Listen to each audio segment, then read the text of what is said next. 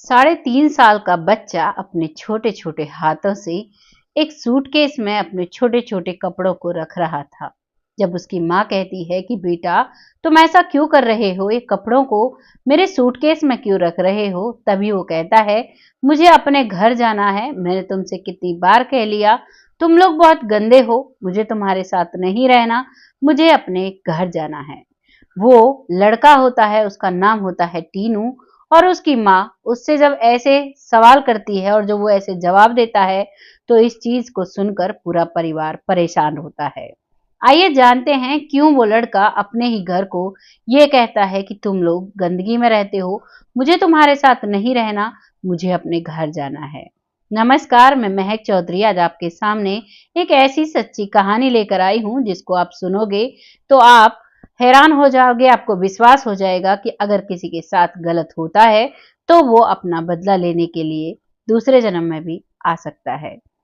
ये कहानी शुरू होती है आगरा से 15 किलोमीटर दूर एक गांव है, वहां की ये सच्ची कहानी है। वहां पर एक परिवार जिसमें पति पत्नी 4 बच्चे होते हैं। 4 बच्चों में सबसे छोटा बेटा होता है जिसका नाम होता है टीनू। टीनू घर में सबसे छोटा था लेकिन सबसे चंचल था। हर बात पर कड़क जवाब दिया करता था और हर वक्त यही कहा करता था कि आप लोग बहुत गंदे हो, आपका घर बहुत छोटा है, मुझे यहाँ पर नहीं रहना। एक दिन की बात है, उसकी माँ को कहीं पर जाना था और जब वो कहीं जाने के लिए तैयार होकर आती है तो वो देखता है तो वो कहता है कि छी, कितनी गंदी साड़ी आपने पहनी हुई है, ये साड़ी कोई पहनने लायक है? साड़ी तो मेरी पत्नी पहनती है, 2-2 हजार की एक साड़ी होती है और बहुत ही सुंदर लगती है वो उसमें, आप भी ऐसी ही साड़ी पहना करो। माँ अपने बेटे के ये शब्द सुनती है तो उसको बहुत हंसी आती है और उसे गोद में उठाती है कि बेटा ये तुम क्या कह रहे हो, आखिर क्या कमी है इस साड़ी में? तभी वो बेटा कहता है कि आपने साड़ियां नहीं देखी हैं, तुम मुझे मेरे घर लेकर चलो तो मैं आपको दिखाऊंगा कि कैसी साड़ियां पहननी चाहिए और कैसी नहीं पहननी चाहिए। इस बात पर उसकी माँ हंसकर टाल देती है और उसके बाद वो अपने काम पर चली जाती है जहां भी उसे जाना था। आने के बाद इस बात पर सब विचार करते हैं कि टीनू सबके सामने इस तरीके से सबकी बेइज्जती करता है, ऐसे बोलता है, हो ना हो कुछ ना कुछ तो बात है। जब इस बात का पता पड़ोस में रिश्तेदारों में लगता है तो सभी लोग इकट्ठा हो जाते हैं और इकट्ठा होने के बाद कहते हैं कि मानो या मत मानो, तुम्हारे बच्चे टीनू पर किसी भूत प्रेत का साया है। इस बात से जो टीनू का पिता होता है वो कहता है कि ऐसा कुछ नहीं होता, मेरे बेटे पर किसी भी भूत प्रेत का साया नहीं है, ये बिल्कुल तंदुरुस्त और बिल्कुल फिट है।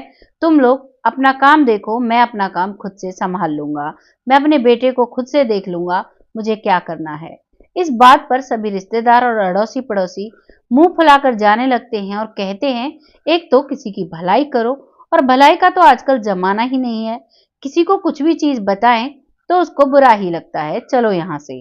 जब वो सब लोग चले तो जाते हैं लेकिन टीनू के पिता को बहुत बुरा लगता है और वो टीनू को गोद में उठाता है और उसे झंझोर कर बोलता है कि तुम क्या चाहते हो, तुम मुझे कहीं भी बोलने उठने लायक नहीं छोड़ोगे क्या? मैं किसी से भी खुलकर बात तक नहीं कर सकता, तुम ऐसी ऐसी बातें कहते हो, मुझे समझ नहीं आ रहा है, आखिर तुम हो कौन? तभी टीनू बताता है कि मेरा नाम राकेश है, मेरी आगरा की उस मार्केट में एक रेडियो राकेश के नाम से दुकान है और मेरी पत्नी का नाम उषा है, मेरे 2 बच्चे हैं, मेरे माता पिता हैं, मेरे घर में 2 गाड़ियां हैं और बहुत ही बड़ा मेरा घर है और बहुत पैसे हैं हमारे पास। जैसे ही वो इन बातों को कहता है, अब पिता पूछता है कि तुम यहाँ पर कैसे आए? तो वो बताता है कि पता नहीं, मैं तो अपनी दुकान से वापस घर आ रहा था, तभी पीछे से 2 लोग आते हैं और वो मुझे पीछे से मारते हैं और इतना मारते हैं कि मेरी जब आंख लग जाती है, यानी आंख बंद होती है और जब मेरी आंख खुलती है तो मैं आपके घर में पैदा हुआ होता हूँ, मैं आप ही के घर में अपने आप को पाता हूँ और तब से मुझे ऐसा लग रहा है कि आप लोग मुझे मेरे घर नहीं जाने दे रहे, मुझे ऐसा लग रहा है कब मैं अपने घर पहुंचूं। जैसे ही अपने बेटे 3.5 साल के बेटे से वो पिता इन बातों को सुनता है तो वो उसकी बात कहता है कि ठीक है, मैं देखता हूँ, मैं पता करता हूँ। उसके बाद वो अपने बड़े बेटे से कहता है कि बेटा मैंने तुम्हें कुछ पैसे दिए हैं और कल तुम जो जगह ये बता रहा है वहां पर जाकर देखना कि राकेश रेडियो नाम से कोई दुकान है या नहीं है, और फिर आकर मुझे बताना। ये शब्द अपने बड़े बेटे को वो कहता है और चारपाई पर लेट जाता है, लेकिन उसे नींद कहाँ आने वाली थी। सारी रात वो यही सोचता रहता है, क्या होगा, क्या पता ये वही हो, क्या इसका ये पुनर्जन्म है। ये सारे सवाल उस पिता को सोने नहीं देते हैं, उसका चिंता का विषय बन जाते हैं, और पूरी रात वो बहुत ज्यादा सोच में रहता है। सुबह होती है, उसका बड़ा बेटा आगरा की उस मार्केट में जाता है, और वहां जाने के बाद वो राकेश रेडियो नाम की कोई भी दुकान उसे नहीं मिलती है। सारी मार्केट को छान मारता है, हाथ थक कर एक जगह पर वो शांति से बैठ जाता है, और जब वहां पर वो बैठा हुआ था तो वो देखता है कि एक दुकान पर बिल्कुल फटा सा एक बोर्ड लगा हुआ है, उस पर धूल जमी हुई है, और उसे पढ़ने की जब कोशिश करता है तो वो राकेश रेडियो के नाम से ही थी। अब जैसे ही वो इस नाम को पढ़ता है तो वो घबरा जाता है, और वो सोचता है कि कहीं मेरे भाई पर किसी भूत प्रेत का ही तो साया नहीं, जो उसे वहां बैठे इस जगह का पता चल गया और इस दुकान का भी पता चल गया। अभी तो वो 3.5 साल का है, वो तो यहाँ तक आया भी नहीं। वो ये चीजें सोचता है, तभी उस दुकान पर एक महिला बैठी हुई थी। उस महिला से जाकर कहता है कि क्या आपका नाम उषा है। तभी वो कहती है कि हाँ, मेरा नाम उषा है, लेकिन तुम्हें कैसे पता चला? मैंने तो तुम्हें इस मार्केट में पहली बार देखा है। तभी वो बताता है कि मैं टीनू का बड़ा भाई हूँ। तुम्हारा जो पति है वो हमारे घर में आया है टीनू बनकर, और उसी ने तुम्हारी दुकान का हमें पता बताया, उसी ने तुम्हारा नाम बताया, उसी ने तुम्हारे बच्चों के बारे में बताया और उसके माता पिता के बारे में बताया। उसने बताया हमारा बड़ा घर है, मेरी 2 गाड़ियां हैं, एक मेरी है, एक पापा की है, और हम बड़े शान शौकत से रहते हैं। तुम्हारा घर बहुत छोटा है, मुझे यहाँ नहीं रहना। जब इस बात को उषा सुनती है तो उसे भी ऐसा लगने लगता है कि इतनी सारी बातें बता रहा है, कहीं सच में ही तो राकेश नहीं आ गया। वो तुरंत अपनी दुकान का शटर डाउन करती है और वहां से तुरंत अपने घर जाती है। घर जाने के बाद अपने सास ससुर को बताती है कि आज एक अनजान लड़का हमारी दुकान पर आया था, और उसकी बहुत कम ही उम्र थी, और वो मुझसे कह रहा था कि तुम्हारा नाम उषा है, तुम्हारे पति ने मुझे बताया है, तुम्हारा पति मेरा छोटा भाई है, वो 3.5 साल का है। इस बात को माता पिता सुनते हैं और कहते हैं कि किसी ने वैसे ही जानकारी निकाल ली होगी, क्योंकि जब हमारा ये केस हुआ था, हमारे बेटे की जान गई थी, तो उस समय ये अखबारों में और सभी सोशल मीडिया प्लेटफॉर्म पर ये बात फैल गई थी। इस बात को सुनकर एक पलक के लिए उस पत्नी को ऐसा लगता है, उषा को, कि शायद मम्मी पापा ठीक कह रहे हैं, लेकिन फिर भी बार बार उसके दिमाग में ये बात आती है कि अनजान व्यक्ति को कैसे हमारी दुकान और मेरा नाम, यहाँ तक कि मेरे बच्चों का भी नाम पता चल सकता है। तभी वो अपने सास ससुर से बात करती है तो सास ससुर भी मान जाते हैं, और दूसरी ही सुबह जैसे ही वो लड़का जो एड्रेस बताता है उसी एड्रेस पर पूरा परिवार पहुंच जाता है। और जैसे ही वो पूरा परिवार उस घर में एंटर करता है तो वो 3.5 साल का बच्चा भागा दौड़ा आता है और कहता है, मम्मी नमस्ते, पापा नमस्ते, दोनों के पैर छूता है, और जो उसकी पत्नी है उषा, उससे आंखों ही आंखों में कहता है कि कैसी हो, तुम ठीक हो, तुमको मेरी याद नहीं आई क्या? मैं कब से यहाँ परेशान हूँ, तुम लोग मुझे लेने भी नहीं आए। इतनी बात जब वो करता है तो वो उषा को बहुत अजीब सा लगता है। वो बिल्कुल उसी लहजे में बात कर रहा था जिस लहजे में उसका पति राकेश बात किया करता था। उषा उसके लहजे को देखकर अचंभित होती है और हैरान सी परेशान सी हो जाती है, और जैसे जैसे वो अंदर जाती है, अंदर जाकर वो सब बैठ जाते हैं, और तभी लड़के का पिता उससे पूछता है, जो टीनू था उसके पहले जन्म का जो पिता था, कि तुम यहाँ कैसे कैसे आए? तो वो वही बात बताता है कि उस रात को जब मैं शटर डाउन कर कर दुकान का घर की तरफ आ रहा था तो 2 लोगों ने मुझ पर हमला किया, उसके बाद मेरी आंख मुझ गई, और उसके बाद जब मेरी आंख खुली तो मैं इस घर में हूँ। यहाँ बहुत छोटा घर है, मेरा दम घुटता है, यहाँ पर मेरा मन नहीं लगता। तभी दूसरी बात उसकी माँ पूछती है, तुम्हें तुम्हारे बचपन की बात याद है?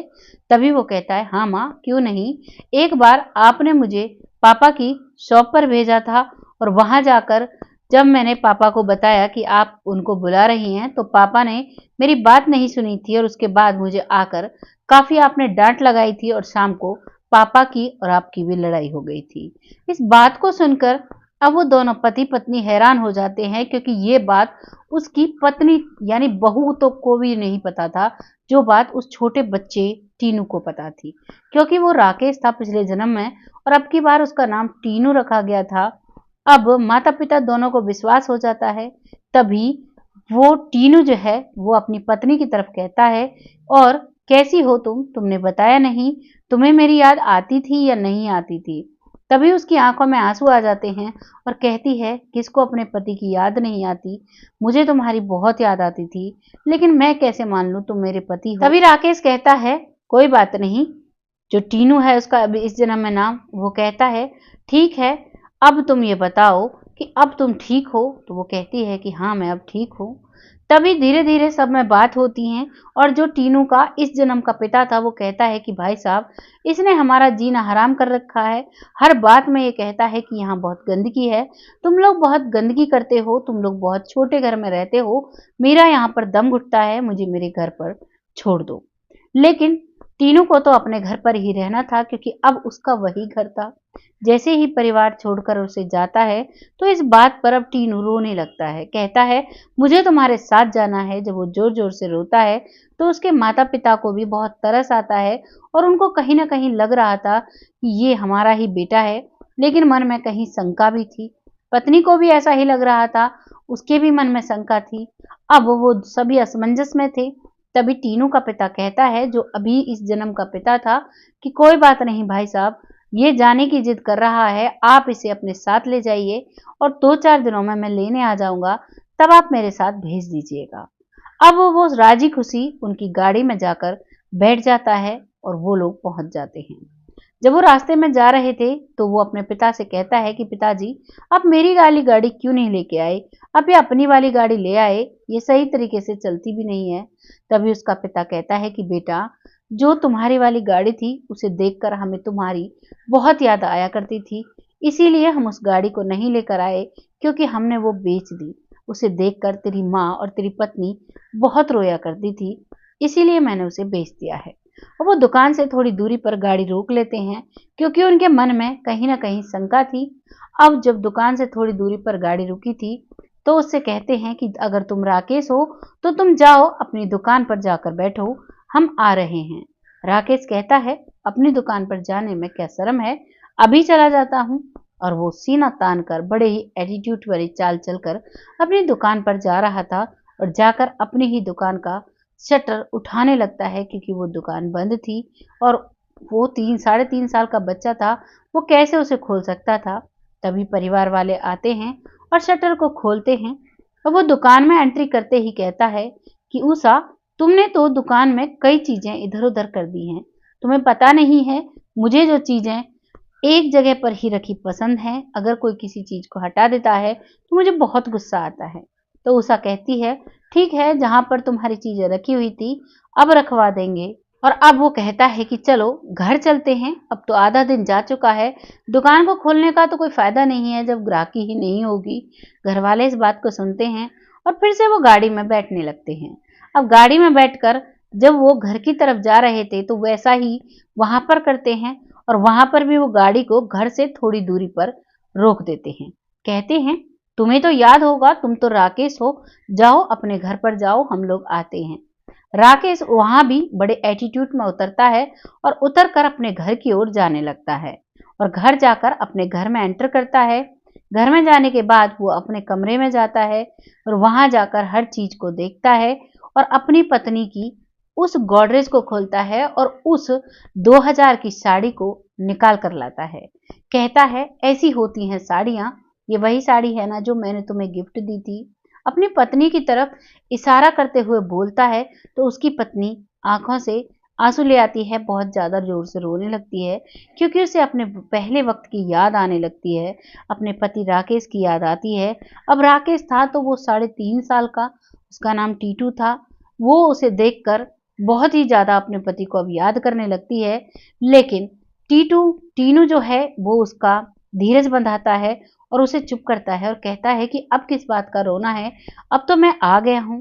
इस बात को सुनकर अब उसके जो माता पिता हैं वो पूछते हैं कि बेटा, ये सब चीज तो ठीक है, लेकिन तुम मरे कैसे?